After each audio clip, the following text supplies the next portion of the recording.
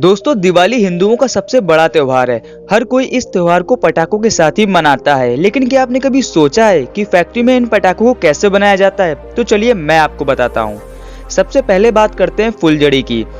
दिवाली में लोग पटाखे जलाए या ना जलाए, लेकिन फुलझड़ी जरूर जलाते हैं। फुलझड़ी को बनाने से पहले तांबे के तारों को लकड़ी के एक स्पेशल खांचे में फंसाया जाता है। इसके बाद इसे अच्छी तरह से लॉक कर दिया जाता है ताकि तांबे के तार गिरे नहीं। इसके बाद इन सभी तारों को बारूद के पेस्ट में डिप किया जाता है। यही है वो जिसकी मदद से फुलझड़ियां बहुत खूबसूरत ढंग से जलती हैं। इन फुलझड़ियों को अच्छी तरह से सुखाने के बाद एक बार फिर से बारूद के पेस्ट में डिप किया जाता है, जिससे इसकी थिकनेस मेंटेन रहे।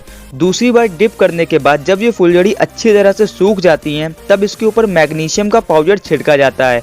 इसी पाउडर की वजह से फुलझड़ियां चटकने का काम करती हैं। फिर 2 से 3 दिनों तक इन फुलझड़ियों को सुखाया जाता है। अच्छी तरह सूख जाने के बाद इन्हें गिनती के अनुसार डिब्बों में पैक कर दिया जाता है।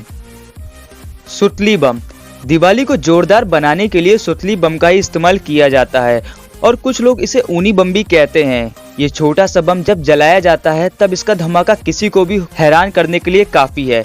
इन बमों को बनाने के लिए एक स्पेशल तरह के कार्डबोर्ड बनाए जाते हैं। इन कार्डबोर्ड के अंदर बारूद भरा जाता है। कार्डबोर्ड बॉक्सेस में बारूद भरने के बाद इन्हें सुतली रस्सी से अच्छी तरह बांध दिया जाता है।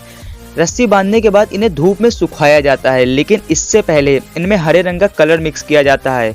आपने देखा होगा कि हर सुतली बम हरे रंग का होता है। जब सुतली बम अच्छी तरह से सूख जाते हैं तब एक सुई से छेद करके इनमें इनके फ्यूज डाल दिए जाते हैं। इसी फ्यूज यानी रस्सी को जब आप जलाते हैं तो ये बारूद तक पहुंचती है और टाइट रस्सी बंधी होने की वजह से जब बारूद में आग लगती है तो उसमें बहुत ज्यादा हीट और प्रेशर बनने लगता है और रस्सी की वजह से इसकी एनर्जी को बाहर निकलने की जगह नहीं मिल पाती, जिससे ये धमाके के साथ फट जाता है।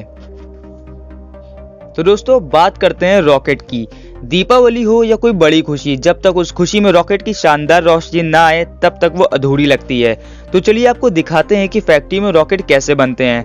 रॉकेट बनाने के लिए सबसे पहले कार्डबोर्ड के कुछ टुकड़े काटे जाते हैं। ये सारा काम मशीनों से किया जाता है। इसके बाद दूसरे कार्डबोर्ड को लेकर इनके रोल्स बनाए जाते हैं।